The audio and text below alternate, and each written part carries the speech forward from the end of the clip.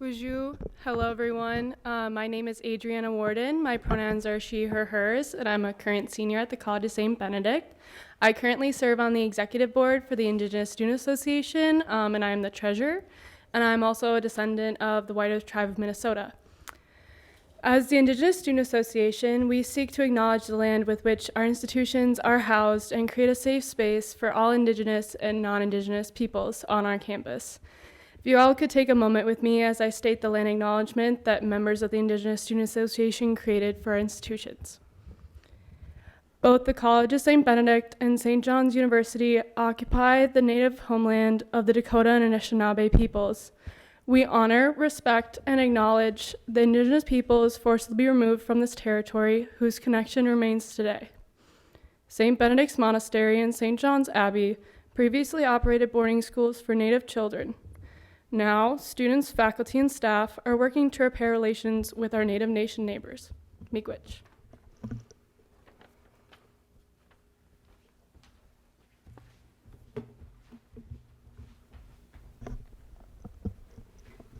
Sorry, I'm a little short.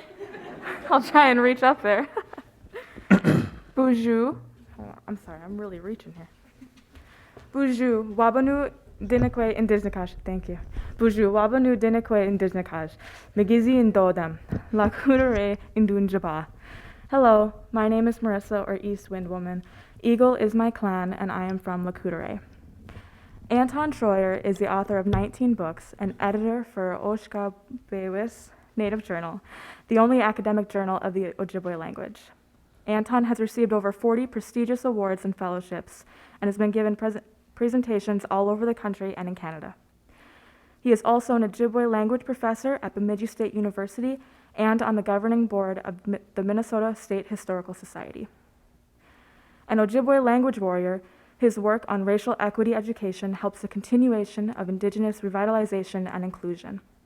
His path of service includes Ojibwe language, tribal sovereignty, and cultural competence. His book, The Cultural Toolbox, Traditional Ojibwe Living in the Modern World, offers an intimate view of the Ojibwe world and the adaptive ways of connection to the spiritual, natural, and human beings. Anyone here for the Becoming Community Certificate, please see Amanda after. And this event has been made possible with the sponsorship of the Indigenous Student Association, the J. Phillips Center for Interfaith Learning, Becoming Community, and the Initiative for Native Nations. Please help me to give a warm welcome to Anton Treuer. Great.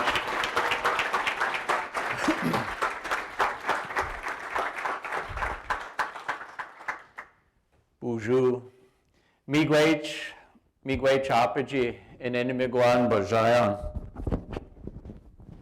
Maybe turn her down just a touch. Apiji go niminwendam in Enimiguan Bajayan minwadamad uyan. Bungi yo o dawaj ge ijichigayang. Nawaj dimino ge kandiang. Minawadimino dudadiang. Dawindamunugu gakawe awiyan. Wagosh. Nin indugu minawa migizi and dodem. Anyway, Beishawad, Oishkonigan, Wayne Jabayan, Gazagaskwa, Jime Kag. In Dajagana Shimana, English too? Okay, I'll use some English too. They asked me to spend an hour with you. They didn't say anything at all about using a foreign language like English. I'm really excited to see you all here today. We're going to have a pretty informal talk. I'm going to mainly share with you. I might read just a little bit from the book. And we'll take your questions so you can think about what those might be as we go. My name's Anton, or Tony Treuer, and I'm a professor at Bemidji State University. In my Ojibwe intro, I was telling you my native name is Wagush, which means fox, from the Eagle clan, and I come from Leech Lake.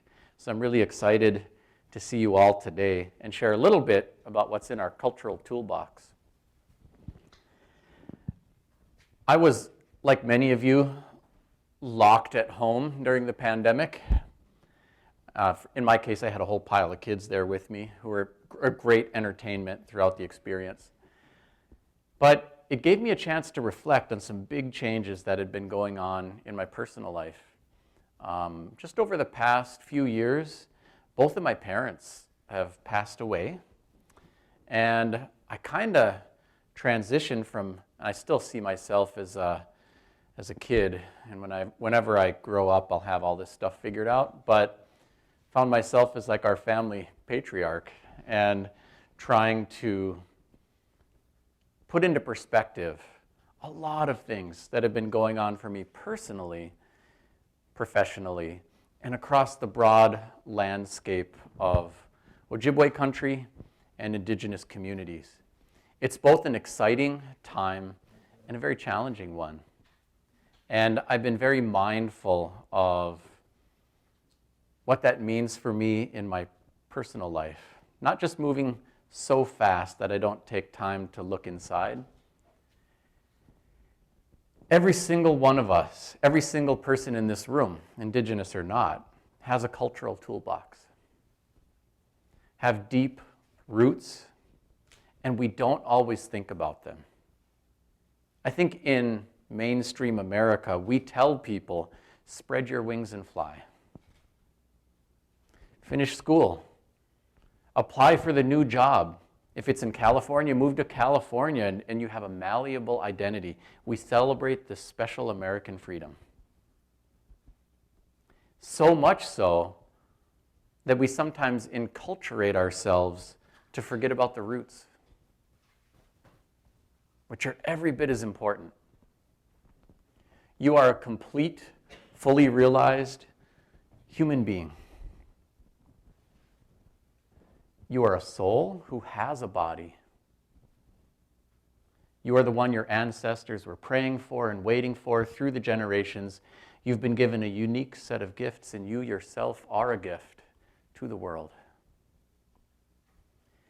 To me, like among the hats I wear as I get to officiate at traditional Ojibwe funerals, which actually, in spite of the losses that everyone entails, is a beautiful ceremony. And among the things I remind people of is that we are not humans looking for a spiritual experience. We are spirits having a temporary human experience. So I'm going to share a little bit about my family and what's in our cultural toolbox. And I'm just going to share a couple of stories with you to do that. And I'll share one, and then I'll kind of give you a little perspective about this whole project, and we can field some questions about our Ojibwe culture along the way. All right. So I'll just read a short segment about spring. Of course, we have 4 seasons in our calendar: spring, summer, fall, winter. And in the Ojibwe world, these translate as a metaphor for 4 seasons of life: babies, young people, adults, elders. It's kind of how I ended up structuring this work, using stories from our family as a window into how we live our culture. And I'll say more in just a minute. Our 9th and final child was on her way in September 2011. My wife, Blair, was already dilating, and everything in her body said this would be a quick labor and relatively easy birth. I thought I was a professional at the dad role by now. I had an Ojibwe birthing go bag with everything I needed for baby's first bath and for bringing the placenta home to bury by a maple tree. I activated a phone tree we'd set up, so babysitters rushed to the house and Blair's mom and sister converged on the hospital in minutes. I was managing everything like an experienced air traffic controller on Thanksgiving Day, and nothing went the way I expected. There were complications. Blair needed a cesarean section. Baby was breathing fine, but jaundiced, slow to cry or react to stimuli from the nurses, and seemingly uninterested in nursing.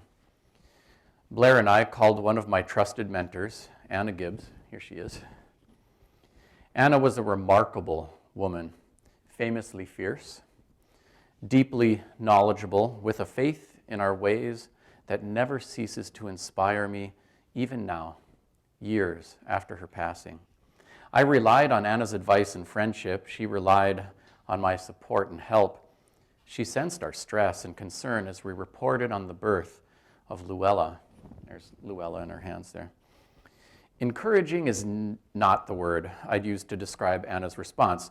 She usually trampled everyone's emotions and just spoke her truth, and this time was no different. She sounded off the facts as she saw them. I'm filling my pipe right now, and I'm going to pray for her and the rest of you. Listen, you already know what to do. Use the Indian medicine for her first bath. Put out tobacco. Don't let those medical people do experiments on her afterbirth.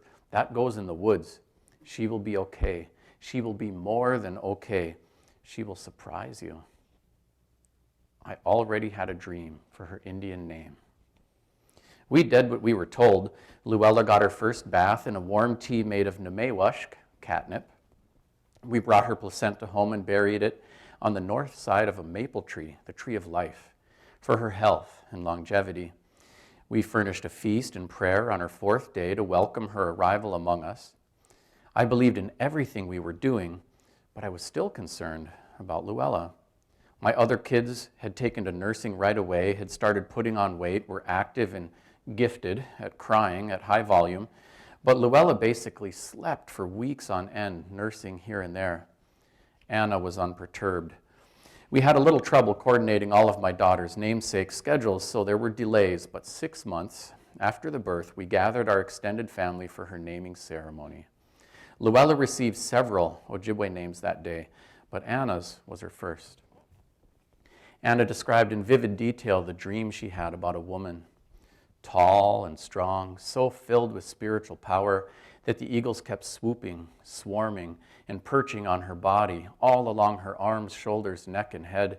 Your daughter's name is Chiogima Benesikwe, Big Boss Eagle Woman. And then everything changed. Luella had basically slept for the first 6 months of her life. But after her naming, she didn't let anybody else sleep.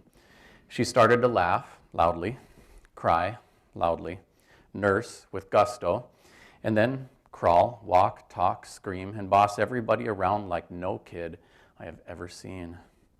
The cultural toolbox awakened something spiritually in her, and all my doubts were put to rest. Luella is fearless, confident, and strong, with a natural leadership persona that just can't be taught. Of all my kids, she is the one the world knows is utterly dauntless. So, there is no such thing as the Ojibwe culture.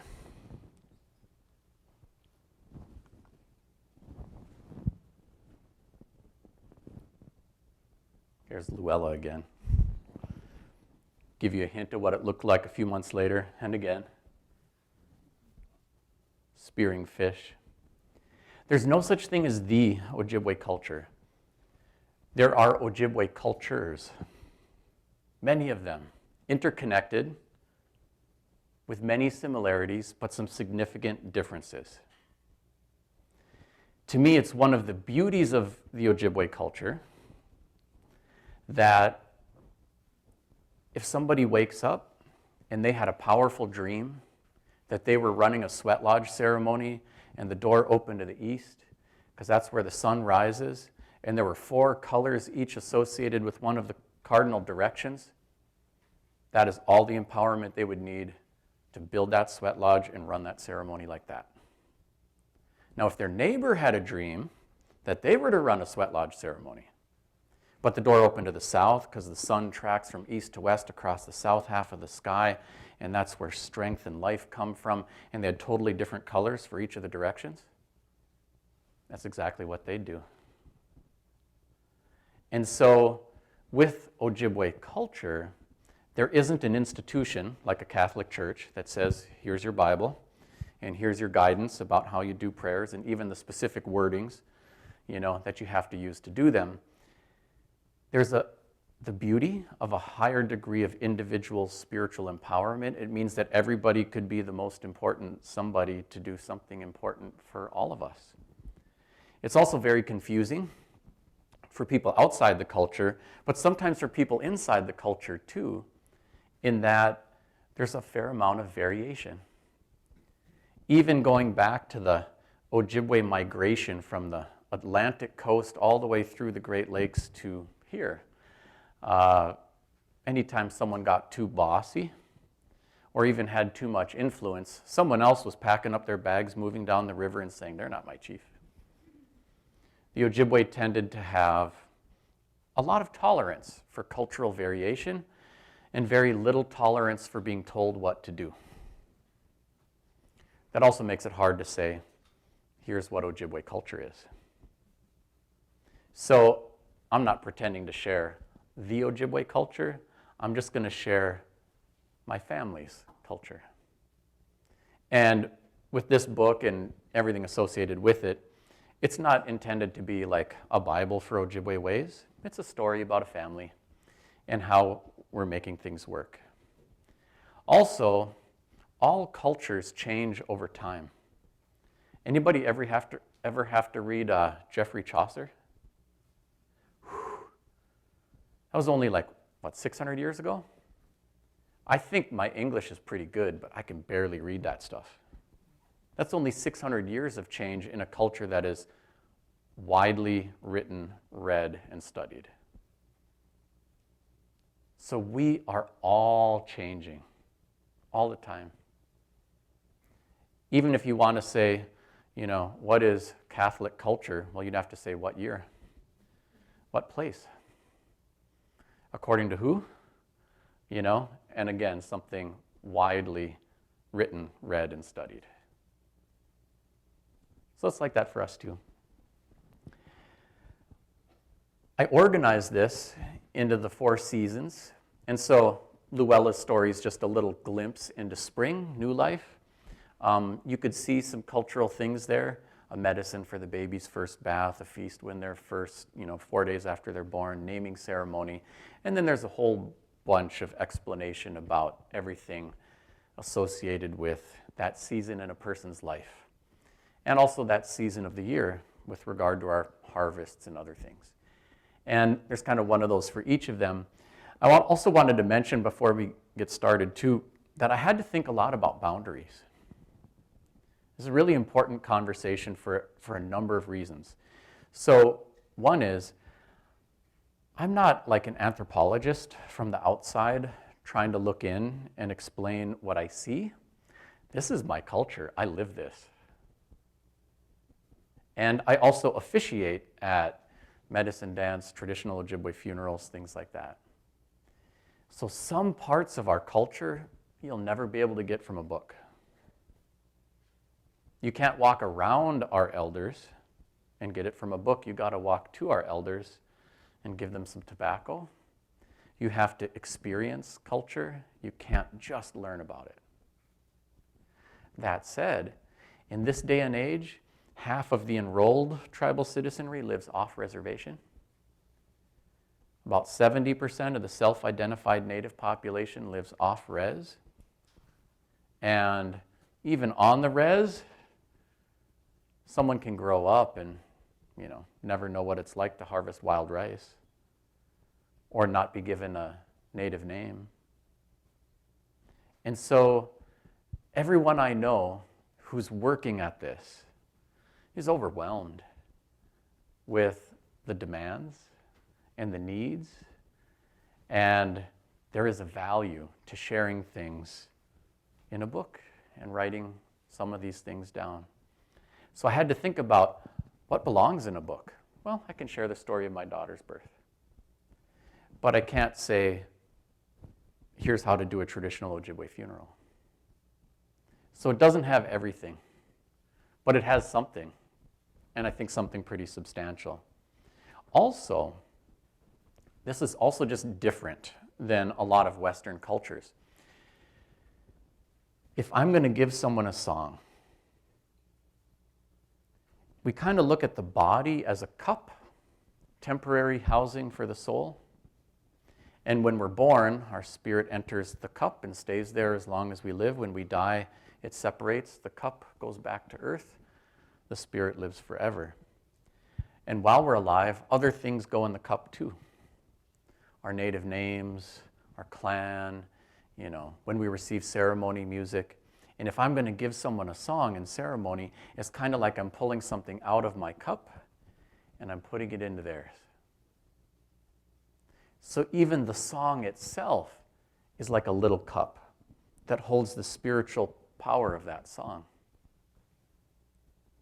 Now, if I'm going to take a Francis Densmore wax cylinder recording from, the early 1900s, that will capture the academic content of the song, its musicology. That's the empty cup. What use is a cup without its contents? Without its spiritual power? So this is kind of how the anthropologists really haven't helped us that much, right? Because it doesn't make a culture live, it studies it for everyone else's curiosity. It can even contribute to like the objectification of quote unquote other cultures and stuff like that. Doesn't mean that I'm down on all anthropologists, because some of them do some other kinds of really great work. But for our living culture, we can't separate some things from their cultural context and process, like the giving of a song like that. So those things aren't in there either. But at the same time, I think there's quite a bit. And what I'm going to do next is just share a couple stories of some of the things that we do with my crew to give you a sense for how we live that culture. This book is a little bit less focused directly on language, but some language things pop up. So like, for example, in Ojibwe, ni yao means my body, right? So it's describing like the body as a cup. Ni yawe means my namesake. So also if I give someone a name, I'm kind of pulling something out of my cup, a dream, a vision, and based upon that, bestowing a name on someone, putting it in theirs. This is ni yao, this is ni yawe. They have the same word. And so sometimes the language pieces help explain how we look at things. Even when you look at like Ojibwe words, nin for myself, ninigiigug, my parents, ninijanasug, my kids, nokomisug, my grandmas, nimshomisug, my grandpas, nojisheg, my grandkids, Indanakobijiganug, my great-grandparents, and Indanakobijiganug, my great-grandchildren. At the two ends of the line, it's the same word. Indanakobijigan means my line. And it goes across 7 generations. So when you kind of break that down and think about what does that mean, how does that work? I am the product of what my ancestors were doing 7 generations ago in my line. I receive their prayers, their blessings, their efforts, their labor, their resilience, their historical traumas. And what I do today will be impacting people 7 generations from now. Should I do whatever in my life, I should think about how's that going to affect someone 7 generations from now. We probably wouldn't even have all these climate change issues if we thought in terms of 7 generations. Everything we do is not just about us. It's not all about me. But it's going to echo and impact people 7 generations from now when nobody knows my name. I'd like to think that our culture and our language can live 7 generations from now when no one knows my name. And hopefully the things I do in my life will contribute to helping make that possible. That's how I look at it. So here's another line. Connection and culture live inside of us. Having a rich cultural life is not just about looking out and looking for, it's about looking within. We can do that wherever we live. The awakening is healing and empowering. If we look inside and think about how I live my life, how will that impact things 7 generations from now? It's a good guide. We have a code that says respect all things and respect all beings. What does that mean? Well, we have to think about it. We have to look inside. Does the way we talk to someone, treat someone, do I drink the booze or not, or whatever, like, is that respecting all things and beings or not? You can make a case both ways with a lot of things. We have to think about that. In our way, like in the creation story, everything was made. The earth, water, plants, animals, birds, fish, last of all us. So we are told that we are dependent on everything that came before us. If humans, the last things created, disappeared from the earth, everything else would be just fine. Probably better than ever. But if anything that came before us disappeared, we would surely perish too. It's almost the opposite of what you'll hear in some of the Abrahamic traditions. We are not given dominion over the earth. We are part of the web of life, not its masters.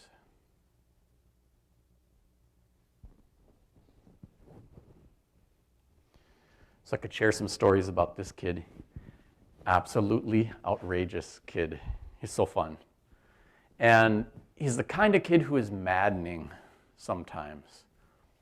Resistant to authority. Sometimes a little pushy. When he was 2 years old, he literally pushed over his 1-year-old brother and goes, "I take a time out?" I'm like, "Yes, you will, baby, time out." I was like, well, that didn't do anything. We saved all of his discipline reports, including from the early childhood program. One said, "Today your son said some derivation of the word but 300 times. But talks, but crack, help." I'm like, save pile. And oh man, there's so many crazy stories. One time he's about 12. He's punking out his little siblings with this special gift. Like he wouldn't get physical enough where he'd be in immediate trouble, but he would like psychologically torment them to the point where they would crack, and then they would do something outrageous and they'd get in trouble and he'd laugh. So he was in the middle of that. And I was like, you know what, you are old enough. If you don't stop punking your siblings, I'm just going to leave you here and you can spend some time alone today. It'll be good for you. So he did it again. So I said, all right, goodbye. We're going to drum ceremony. See you. Took off. And about an hour later, boom, the door opens to the drum ceremony, comes strutting in there. How did you get here? Did you hitchhike? Nope, I ran 10 miles. So now am I supposed to be like mad or proud? You know? That's how he was. He was also the kind of kid who could like sit still in a deer stand for 5 hours in a row. He was gifted in the woods and on the water. It's unbelievable. This kid, like, big old deer would come out. Most adults would be like, and like shaky or something. He would just sit there and watch. When the deer's head ducked behind a tree, he'd raise up. Then he'd shoot. You know, he's just like, he knew things. And super successful in the woods. And he wouldn't sit still for 5 minutes in a desk. In former times, he was just the most promising young warrior in the village. And in our modern world, he was like a problem. And that wasn't fair. Granted, he brought some stuff on himself. But, you know, he's a dark kid, braids. Sometimes it was just how he looked and stuff like that. Well, I would be called in for like individual education plan because it's test day and they're sending the letters home for weeks. Make sure your kid's on time. Make sure he's well fed. Make sure he's well rested. He gets his test and he's like, whoo, I'm finished. Are you finished? Woo! And the teacher's like, woo, principal's office IEP, individual education plan. I'm there, and here's what the toolbox looks like for them, right? It's like, you have a very strong-spirited young man, and we appreciate him very much. I was like, oh God, what did he do now? And we want to catch him being good, so every time he's good, gold sticker. And if he gets enough gold stickers, then he can get a a treat out of the treat chest. Is there a permission slip here? And we're wondering if we can give him gum. I'm like, at your own risk, like what? And then they're like, card flips, he starts at green, everybody's green, and he might slip through all the colors of the rainbow, but he can always climb back up. And I'm looking at this stuff, and I was like, you know what? I think this is built from a totally different culture. It is not going to work. In many ways, like some of the defining features I see in mainstream cultures include individualism. Your individual accomplishments, your degrees, your diplomas, your everything, right? Your money, your titles, competition. How many sports do we have where nobody wins and nobody loses? Yoga?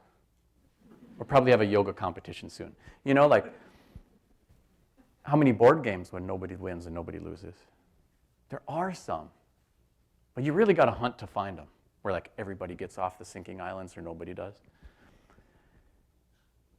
And materialism. So here they are, competing with each other for card flips and stickers, to get more treats than someone, to distinguish themselves from others. It is from a different culture. We have a ceremony when someone has their first successful hunt, where we will gather everyone. In former times, we used to live in a wigwam village and cook the whole deer and invite the whole village and get eaten in one fell swoop. For us, we're like everybody else, working, going to school, stuff like that. So we will cook up some of the deer and invite over aunts, uncles, grandparents, namesakes. And at the feast, there's a prayer. And then instead of eating, we take a spoon of the food. And his name's Bejagobenes, Lone Thunderbird. And we'll offer it to him. And he says, no. I'm thinking about children who don't have enough to eat. Huh. Okay. Put it back, get another one. Bejagobenes. No. I'm thinking about my elders who can't get out in the woods to hunt for themselves. Okay. Bejagobenes. No. I'm thinking about my family, my community, the people who came here today to support me. Okay. Bejagobenes. And then you can eat. And then we'll say, Bejagobenes, you just changed your life. Up until today, you were what we call a dependent. You depended on everyone in this room to provide all of your food. There they are, parents, grandparents, aunts, uncles. But today now, you are providing for all of us. That's what it means to be an adult. And from today on, you will have a special power. And it's just the power to gather resources. You'll have it when you go hunting. You'll have it when you go fishing. You'll have it when you pick berries. You'll have it when you get a job, too. So when you use your power, think about children who don't have enough, elders who can't get it for themselves, your family, your community. And then we tell him to take the rest of his kill packaged up venison and gives it away, so he's impoverished. And then anyone else in the room who's ever had success hunting is invited to give him teachings. And they give all kinds of teachings. So one said, when you're hunting, you'll notice there's different kinds of deer. Fawns, does, immature bucks, big antlered bucks, and they all act differently. And believe it or not, the deer that is most likely to charge a human is not a big, mature, antlered buck. That surprises people sometimes. The deer most likely to charge a human is an immature buck with small horns. They're also the deer most likely to get shot. The most common first kill actually is a spike or forkhorn buck. And what he was saying is, this is a metaphor for manhood. A mature antlered buck has lived through a few years, is less rash, moves a little more slowly unless they have to move fast. Heads for the swamps, they act differently. And if you want to become a mature antlered buck, you have to act like one. As men, we make our biggest mistakes when we are young. That's when we decide to drive the car too fast. That's when we get lippy talking to the cops or move too fast. That's when we decide I can handle another drink and we can't. And so people will give teachings like this. By the way, we do first kill feasts for boys and for girls. All the women in our family are great hunters too. And I got to watch Isaac through many different chapters in his life. I have 9 kids and get to do a lot of experimenting on them. And so one of the things that I noticed, like one time I had a friend who was like, oh man, my back, I can't get out in the woods. Isaac was there, he's about 16 listening. He didn't say anything, but he went out in the woods, he harvested a deer, he cleaned it up. He went over to my friend's house, filled up his freezer and gave him a tan deer hide. My friend was like, I didn't even know people remembered that teaching. And then another time, he had a buddy, and he and his buddy were gonna double date, go on to prom. And his friend's mom was like, my next check, I'll get you the tux, I promise. And then the car went down and she didn't have the money. So he was kind of heartbroken, ready to cancel his prom date. And Isaac said, nah, forget that, come on. They went to the Goodwill and he found a suit that fit and bought it. And they went to prom and had a good time. The cool thing for me is I didn't have to tell him to do those things. So looking out for your elders, right? That teaching from the first kill feast, and he was doing that. Looking out for people who didn't have enough, he was starting to do that. So one of the takeaways for me is that what's in the cultural toolbox reflects our values as a people, but it also shapes our values as a people. It does both. In some ways, we become who we hang out with, and we become what we do. And in some ways, even if you haven't like fully internalized something when they're going through this ceremony, it helps them become somebody. By the way, there's so much just for this season of summer, coming of age, the tests, you know. We do these ceremonies, and by the way, as girls, like when they get their first menstrual period and marks the transition into womanhood, there's a whole year of ceremonies. And we actually have numerous feedings, kind of like at a first kill feast with the 4 offerings, with each traditional food as it comes into season. You know, wild rice, wild game, fish, maple syrup, and sugar is considered a traditional food, berries, each accompanied with empowerment teachings. And some of those things are quite simple. They'll say, well, you're a woman now, so you see a bunch of women sitting around visiting, come sit with us, you're one of us. And they'll say things like, you have a right and a responsibility to be respected by men. So here's what that means. No one can hit you. No one can call you names. No one can make you do something sexually that you do not want to do. Man, I think this world would be a different place if we did stuff like this with all of our young girls as they became women. And I think this world would be a different place if we did this with all of our young girls as they became women with their brothers watching. There's some good stuff in there. All right.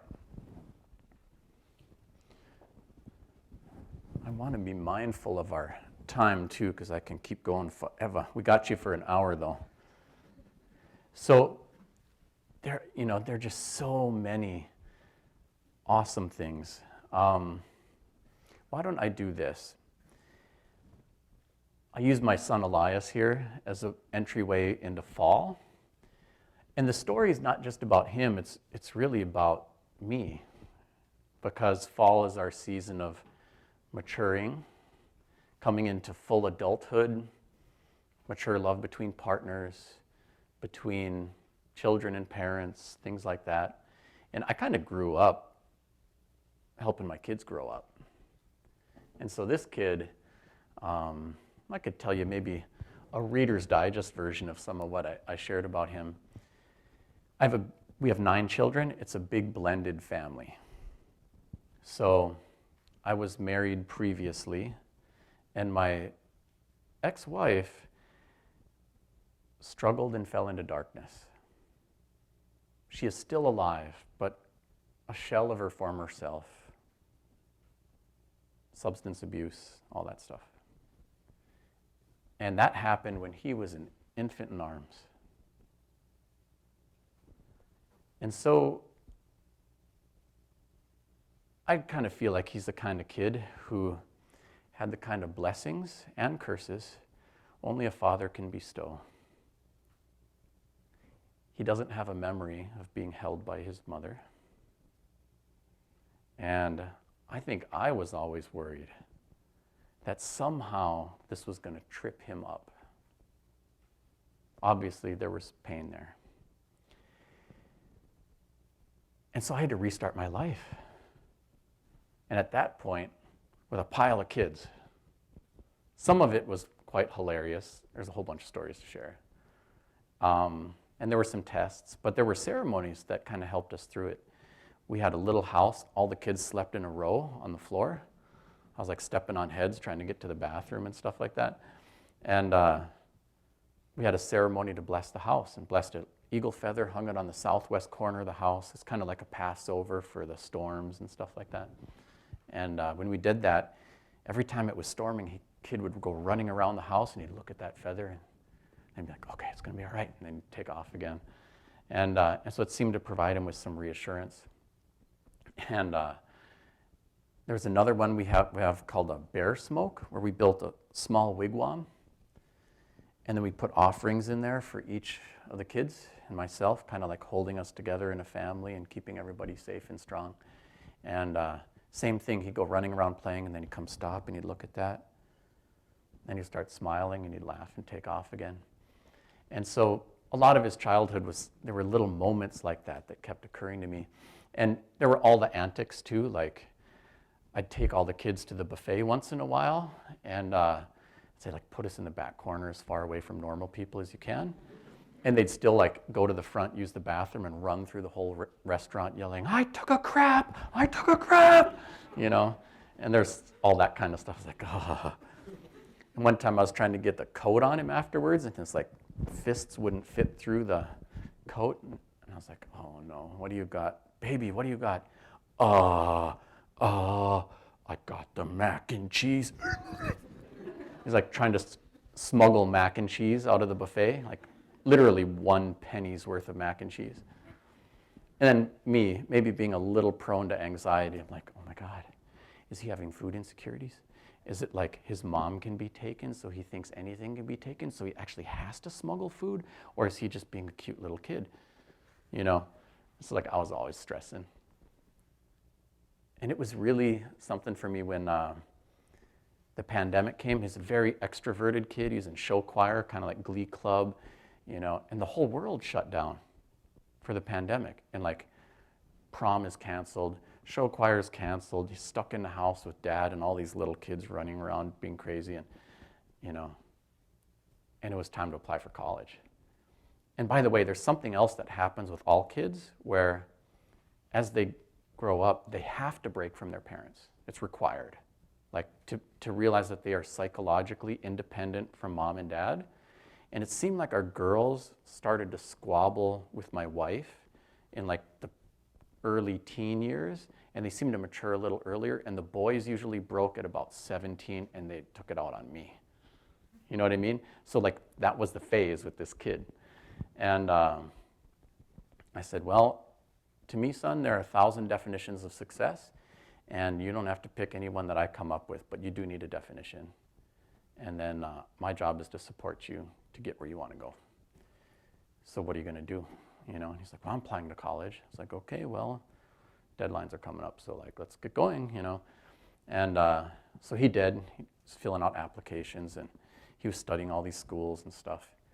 And I remember, like, he started writing his essays, and that was a really great experience. I always thought it was kind of silly, like writing, journaling, whatever. I was like, oh man, that's dumb. Totally flipped my perspective. Like, it's like Dumbledore's pensieve. You can put your thoughts there and poke and prod them and do the Brene Brown thing and rewrite your story and, look at where we misascribe meanings to things that aren't really there. But he wrote about his mom.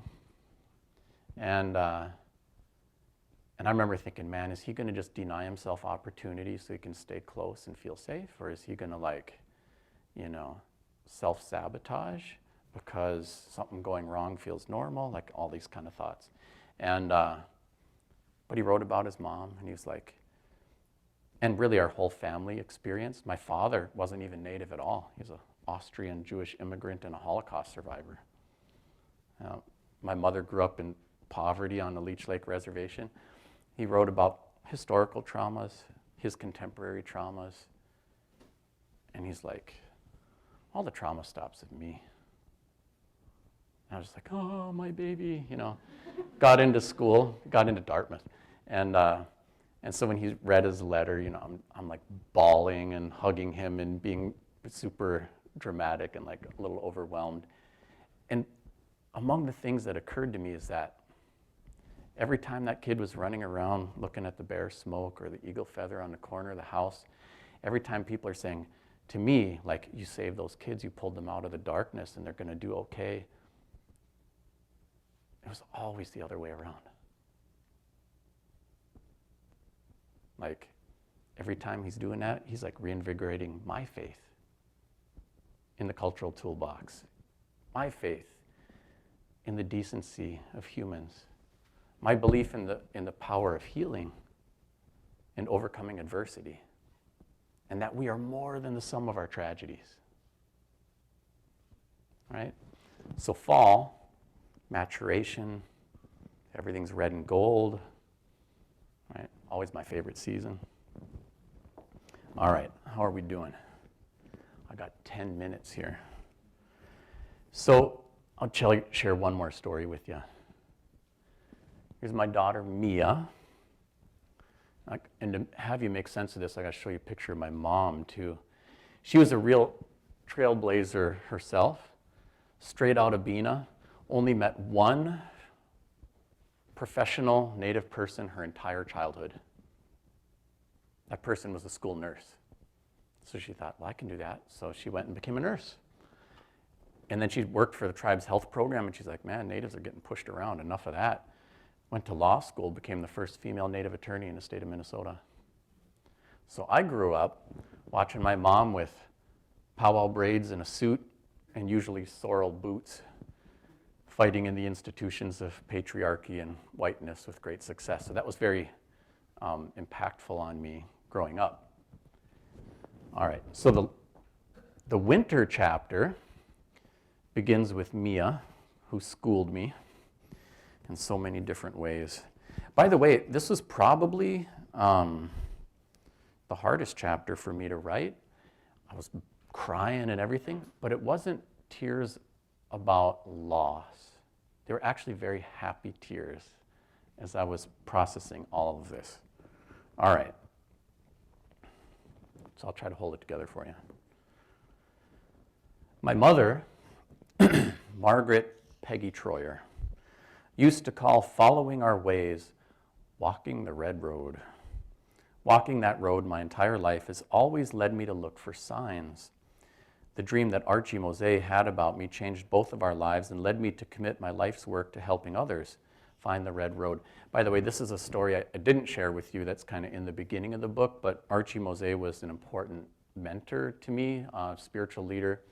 And when I'd finished college, like I left going to college thinking I'm going to get out of town and never come back, and then went to college and thought I'm going to go home and never leave, and hunted for Archie. And when I went to see him, he'd been born in 1901. He was about 12, first time he ever saw a white man. Yep, and he was in his 30s, first time he saw a car. His namesakes were U.S. Civil War veterans. And when I met him, he was watching WWF SmackDown on a TV in a modern house, laughing really loud. I thought he'd be there smoking a pipe, praying to save the world, but nope, he was watching WWF. And yeah, he just shut that TV off and he said, "Oh, I've been waiting for you." I was like, "What? How can you be waiting for me? How do you even know who I am?" He had a dream about someone, and I looked like this person from his dream, and he kind of opened the door to me after that, and I followed him around everywhere and just wanted to be in the room, but it ended up taking me somewhere. So there's stuff on that. Anyways, the vision I had when I went fasting as a young man deepened and amplified my sense of purpose in this world. Signs can help us find our way. For me, a great revelation came when I was touched by winter's hand. The signs that help us find our way are not always dreams and visions and signs from nature. They can be people. The people who have been my signposts and guides have often been elders whose winter wisdom illuminated my path. Archie had a dream about me that inspired his faith in me and that inspired my faith in myself. But it was my relationship with him and my showing up to live the culture with him that really changed my course. How ironic then, as venerated as Ojibwe elders are, and as strongly as I relied on my elders, that my deepest understanding of elderhood was sparked by one of the youngest humans in my life, my daughter, Mia Treuer. Mia is 12 years old now. She has bright brown eyes and olive skin. She's so sweet and kind and accommodating that people are sometimes taken by surprise to see how incredibly confident, self-assured, and assertive she can be when she feels the need. She doesn't occupy a lot of airspace. She just acts, like when she mastered all of the curriculum for 3rd grade by the end of the first month of school and had to get bumped up a grade. She seems to have control of her life. It would be completely intimidating if she weren't so humble to the point of shyness about her remarkable brain and spiritual insight. When I was Mia's age, I never felt in control of anything in my life. I have fond memories of those years. I grew up in the little cabin that I escaped to after the failure of my marriage to Elias's mother. It had kerosene lanterns and an outhouse in those days. But we spent our summers picking pin cherries, plums, blueberries, and raspberries. We washed up at the river or area lakes, which meant swimming every day. My mother was my red road in those days, showing us how to tap maple trees and snare rabbits and dragging us to many different kinds of ceremonies. It must have been hard for my mom at times, but as a 12-year-old boy, I had all I ever wanted. My brother David and I built forts and dug trenches across the dirt road in front of our house to mess with the cars whizzing by, sometimes to dramatic effect. My mother went through big transitions in those years. She had recently become the first female Native attorney in the state of Minnesota. It was so inspiring to me to see her step into the courtroom. Oh yeah, and then I can show you her. With her Indian Health Service Coke bottle eyeglasses, powwow braids, and sorrel boots to stand up to the people and institutions of white power. She launched a remarkable career, but for the rest of my childhood, she had a lot less time for berry picking. I remember her building clients for her private law practice. She took payment in walleye and wild rice from a lot of her Native clients. Eventually, the financial rewards started to grow, and she built a big, beautiful home for her family just on the other side of the 5-acre pond from the cabin we had called home for years. Her relationship with my dad had a traumatic test at that time, too. They kept the details from their kids, as parents often do, but my mom moved out for 3 months. After she came back, she seemed emotionally distant from all of us for years. They divorced several years later, when the last of my siblings was finishing high school.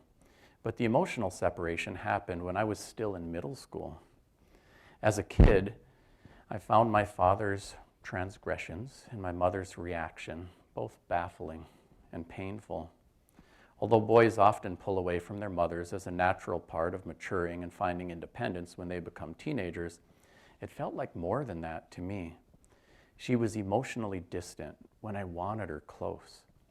As a preteen and teenager, I had to learn how to rely on other parts of our cultural village to nourish my needs.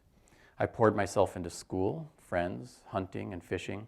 It was hard for me to find the same depth of connection with my mom, who retreated to her work, books, and television.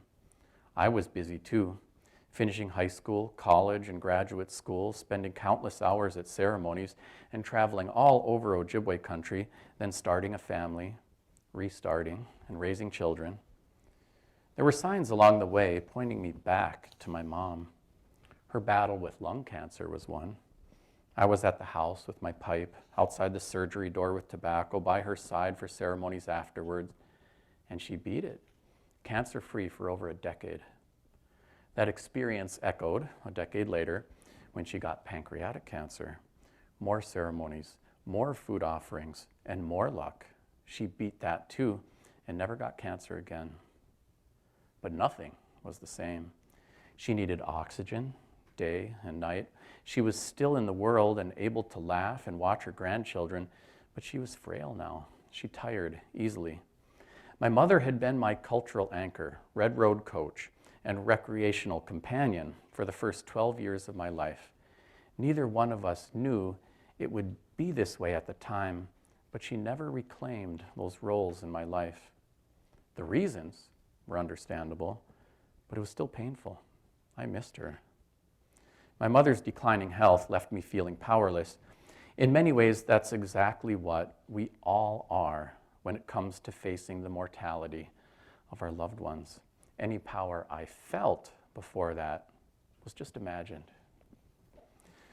I own my share of the distance between my mother and me. I was so busy trying to provide for my kids and revitalize our language that it was hard for anyone to keep up with me. My mother never lacked ambition, but she wasn't born in a hurry-up time. I've come to realize, too, that I was mad at her. I was a little resentful that she never reasserted herself at the center of my childhood the way she had when I was little, but I was really upset that she smoked cigarettes right through 2 cancer battles, and even with chronic obstructive pulmonary disease, COPD. The spirits had given her new leases on life, and she was shortening her time and further reducing her ability to be physically and mentally present with her family because of her limited lung function. I routinely picked up my mom's medications and brought her to appointments. She needed me and my sister Megan now and relied on us for this help. We started to serve as intermediaries with her doctors since she was often tired and forgot important details. When they told us there was only an 18% chance that she would be alive 3 years later, it finally felt real. After getting her settled at home, I warmed up my car and drove down the road a mile or so, pulled over, and cried. I would lose her. There was no way around that. But losing the closeness between us that had sustained me throughout my childhood seemed like a needless sacrifice. I just couldn't see a way to overcome her fatigue, much less all the time that had passed to make things like they were. The kids were LARPing, live-action role-playing, when I got home, fighting epic battles with foam weapons in the snow outside our house. I changed into my snow bibs and smacked them around with LARP weapons for a few minutes before making everybody load up to haul sap in the sugar bush. My truck pulls a trailer with a 300-gallon drum, and we filled it up. But when we got home after all the playing and chores, the kids were exhausted. They all went inside to snack and rest. Mia was the sole exception. She was staring at me next to the truck, her bright brown eyes, seeing more than they should have been able to. What's wrong, Dad? Everything's okay, I replied. I'm just worried about Grandma Peggy. She kept staring and asked, can you take me to see her? I nodded. Just a minute, she said, and she scurried into the garage and came back with a pouch of tobacco I had left on the workbench and an axe. For Grandma, she said, as she opened up the tobacco and put a pinch in my hand. We put tobacco by a pine tree, said a short prayer, and drove to her house. I couldn't help but wonder whether that kid brought the axe for the firewood we'd be splitting, or if it was a reminder of what it meant in our cultural toolbox. By the way, there's a metaphor in Ojibwe, like Gishbin wika anizagwakwa gibimadiziwe na abajitun giwagakwad. If there's ever a bramble in your life, pick up your axe. Meaning, if things ever get hard, pick up your ways. So I was like, why is this kid bringing the axe? And I'm like, oh. After that, Mia was in my ear often asking to go see her grandma. She wanted to bake cookies at her house. She wanted to watch football with her. She wanted to watch movies. My mom knew how to play her grandkids too. She kept popsicles, candy, and cookies in ample quantities. She had a fully loaded entertainment system and big fluffy pillows to lounge on while watching television. Mia knew that Grandma's house was small and couldn't handle all of us all the time, so she timed her requests perfectly to force me to take her. And she was always easier company at my mom's because she wasn't trying to start a LARPing war in the house, which her brothers simply could not stop doing. But part of me wonders whether that 12-year-old kid was orchestrating all that time at Grandma Peggy's for herself, for her grandmother, or for me. The spirits have a lot of ways to get things done. My mother did get tired easily, but she was still a fireball. Mia liked it when she talked about politics because my mother could not talk about Donald Trump without cursing. The cursing made me want to go cover Mia's ears because my mother was gifted at the art as only a res girl straight out of Bina can be. But Mia just giggled at her political tirades and my discomfort with the cursing. As I was prepping food for my mother and daughter, doing the chores, doing the dishes, watching television shows, and talking politics, my mother started to share stories with me that I had never heard. There were stories about her childhood, her marriage to my dad, another boyfriend before him who wanted to get married. She asked me to help her with paperwork, deeds, retirement accounts, her will, and funeral instructions. She forbade me to officiate any part of her send-off, even though I had been officiating at funerals for years. You can help other families when their loved ones change worlds. When I go, you have to focus on your own grief and the needs of your family. She didn't leave much to chance. The long hours seemed to thaw the ice between us. And my mother and I had a lot more heart-to-heart talks. I told her everything I had been feeling, and the pain seemed to evaporate when we shined some light on it. She explained that she didn't have a lot of examples of what healthy relationships, healthy parenting, or even healthy communication looked like, but she was so glad that we were talking now. I came to realize that I didn't need my mom to be what she had been when I was 12, architect of my life and constant companion. I just needed to know that she loved me that deeply all along, and I was. A warm, peaceful understanding flowed between us. I feel it still. My mom proved the doctors wrong one last time. We held that state longer than the 3 years they thought she'd have, but not forever. We moved her to Megan's house when her time got short. Mia and her siblings came with me often. We sang her Ojibwe songs and fed her the last food she'd be able to take, chocolate pudding. She woke up once after that to ask for her bundle of sacred items and held them close in her soft, leathery hands until she pulled her last breath. My brother Micah shut off her oxygen machine. Peace. As I reflect on those last few years of my mother's life, I'm not sure who was helping who. At the time, I thought I was being a good, dutiful son, helping his mom in her old age. But I was being schooled by my 12-year-old daughter in the importance of forgiveness, communication, and the power of just showing up.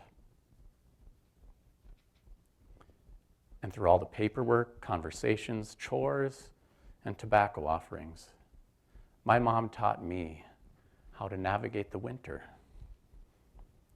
our season of aging and dying, peace and wisdom. What a gift they have given.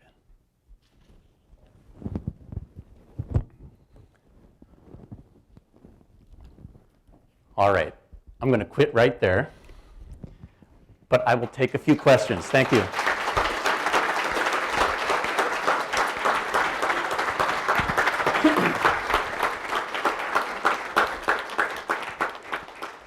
Thank you so much. I'll take a few questions, and you can just cut me off if I need to let you roll in a little bit. And then we do have books over here, and happy to hang around when people start moving and sign books and visit some more. Any questions?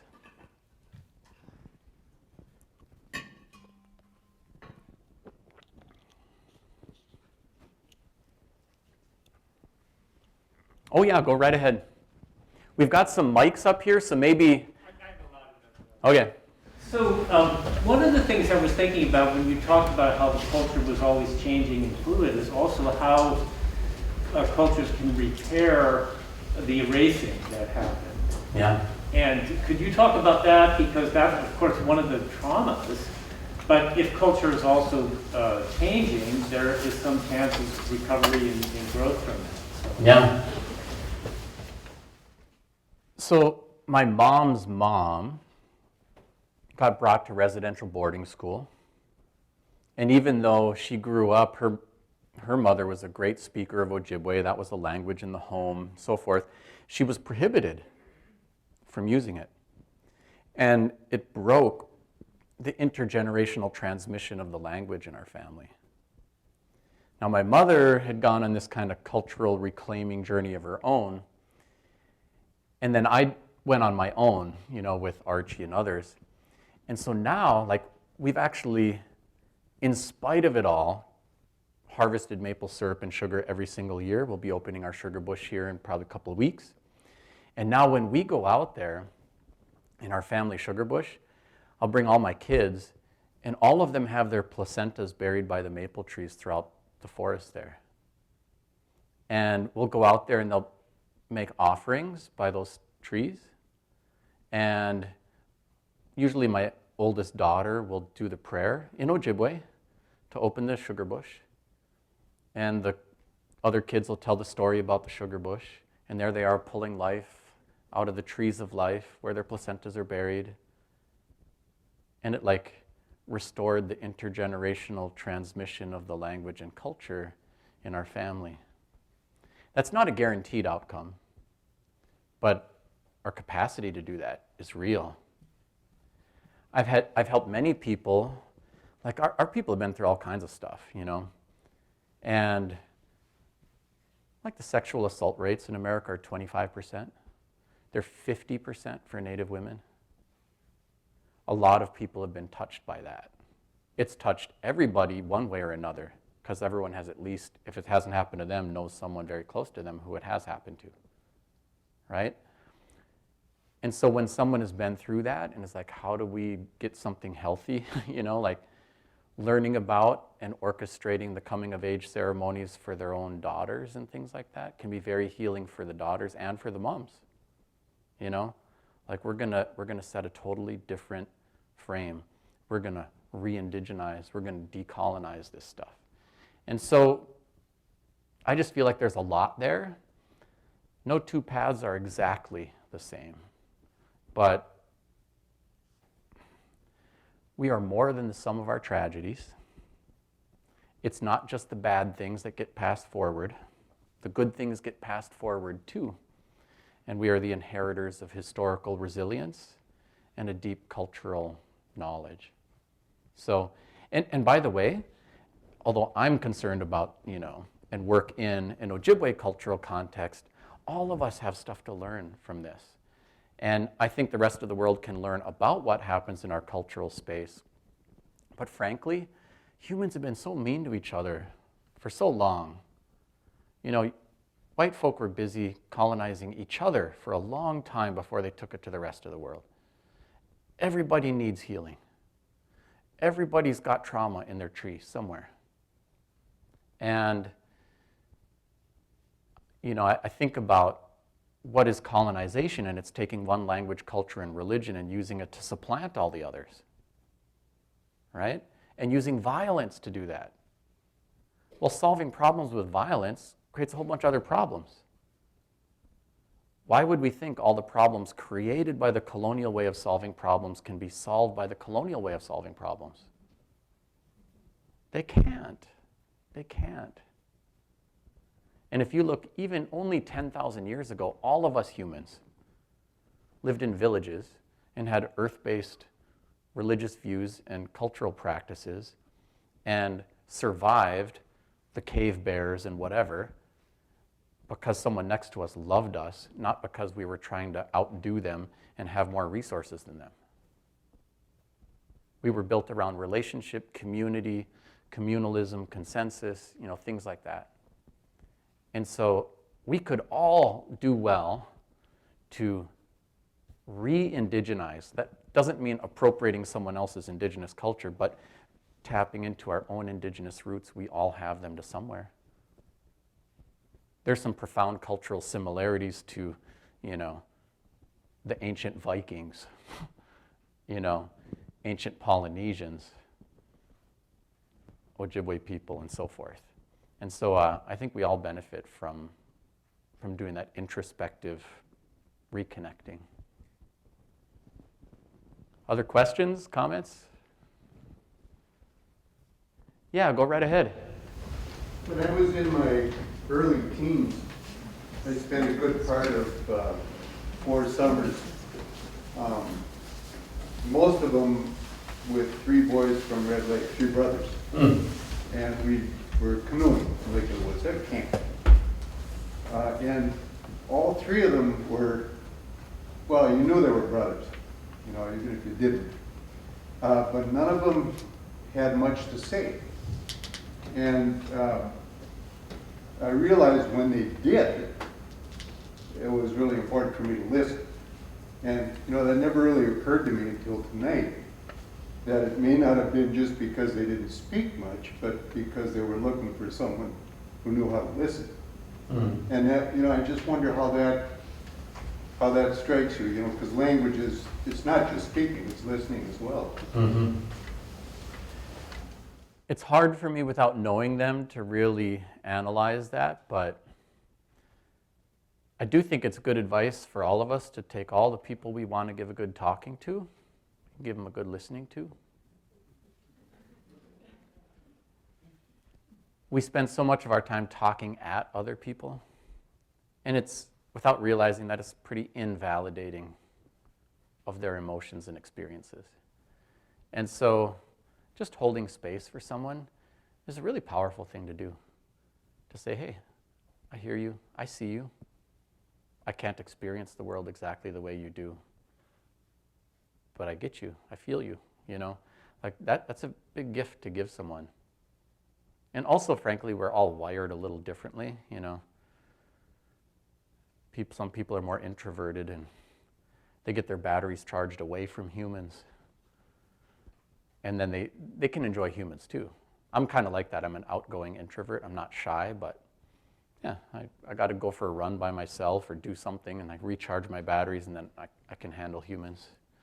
I get depleted if I'm too much, out and about, but find ways to deal with that. And then there are others who, like the pandemic was misery because they get their charge from humans and they got shut off from it, So I think it's good to kind of tune into not just what do I need to make it in this space or feel right, but what does whoever I'm talking to need, and take some time to try to understand that. Yeah. Good observations. Anyone else? Yeah.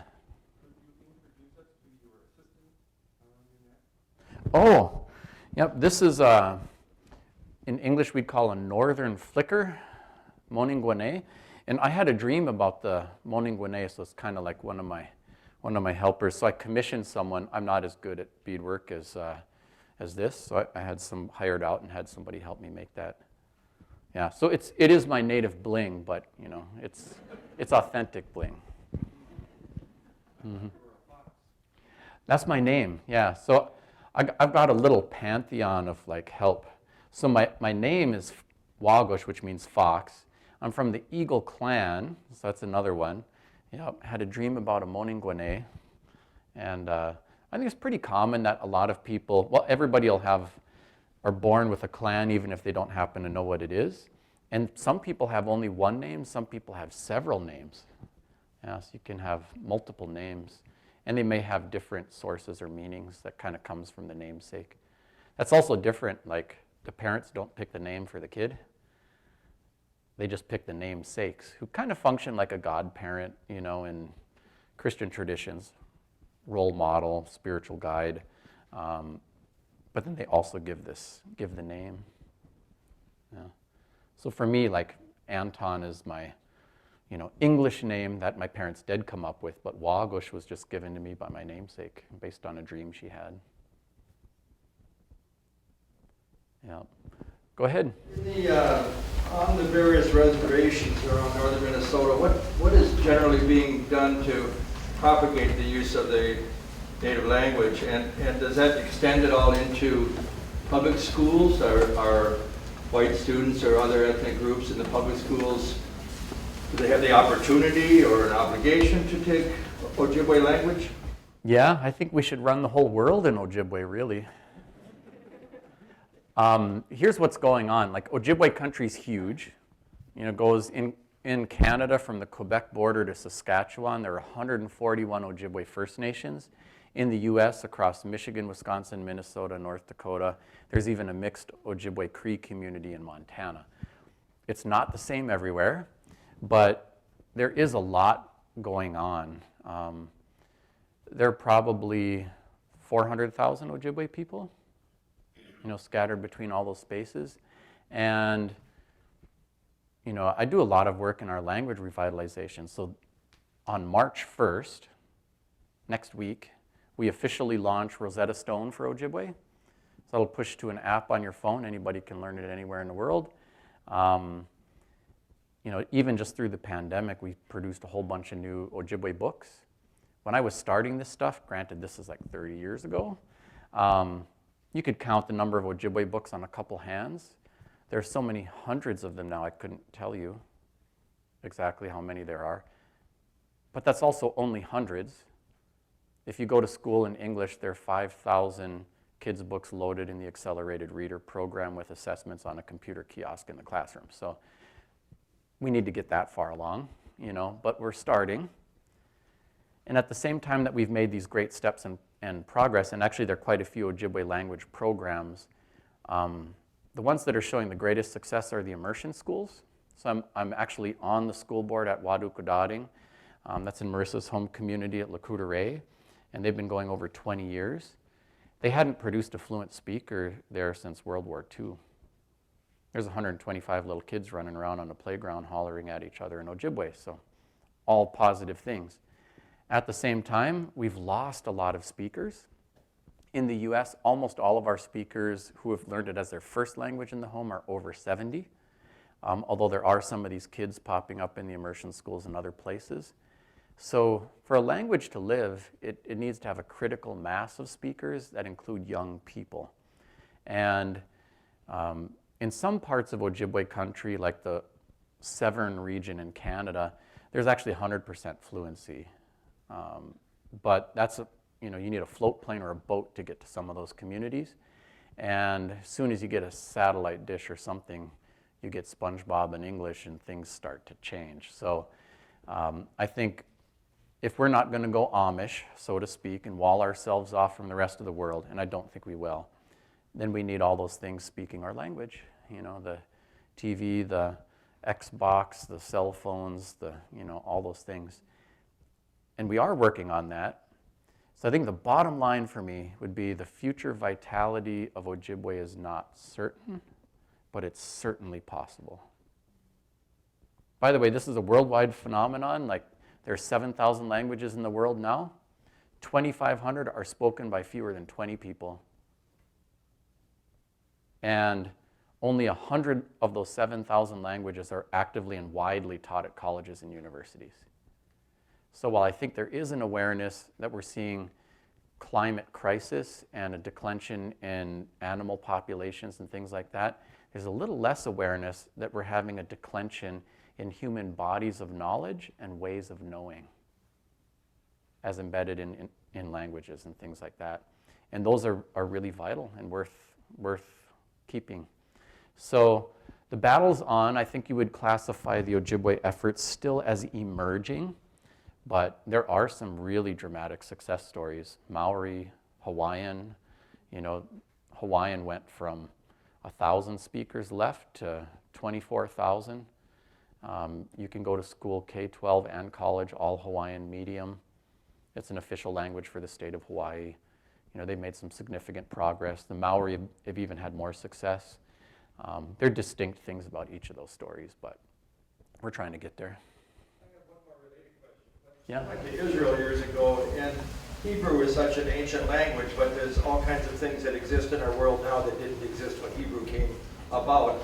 Is there some kind of a central authority for Ojibwe to make up new words for things like computers and TVs? Oh, yeah. Short answer is no. But, with Hebrew, Hebrew really hadn't been an actively used language for a really long time, nearly 2,000 years. And it's back, but in part it had the support of an entire nation, millions of dollars and millions of people who were devoted to that effort as a matter of national identity and so forth. So it's different. And frankly, if you took someone from today and tried to have them talk to someone a couple thousand years ago, they'd have a hard time understanding each other. So that's just a little context to that one. That still, full support, it's a very worthwhile effort. Ojibwe is very different than like French, where there's like a national institute that tries to keep their language pure and deals with lexical expansion and those kind of things. Ojibwe, it's much more organic. So we do lexical expansion. Like we run immersion schools and we teach algebra and science and social studies all in our language, and we have to develop vocabulary for that. But because Ojibwe people are tolerant of variation and intolerant of being told what to do, that doesn't mean that everything happening in one school is going to be universally accepted everywhere else. But we do work across dialects and support one another and having pretty good success with that.